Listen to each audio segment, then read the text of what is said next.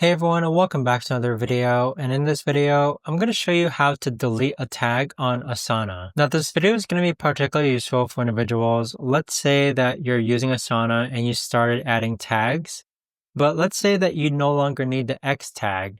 How do you actually go ahead and delete it? Now, there's two ways to actually delete it. If you want to go ahead and delete a tag from a task, you can just exit it out.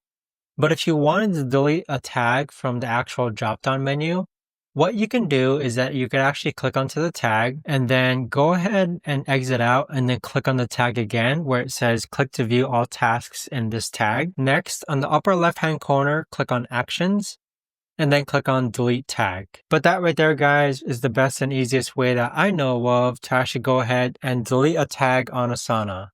If you guys know of a better or easier way to actually do this, let me know in the comments down below. I would love to know. Thanks so much for watching, everyone, and I'll see you guys all in the next video.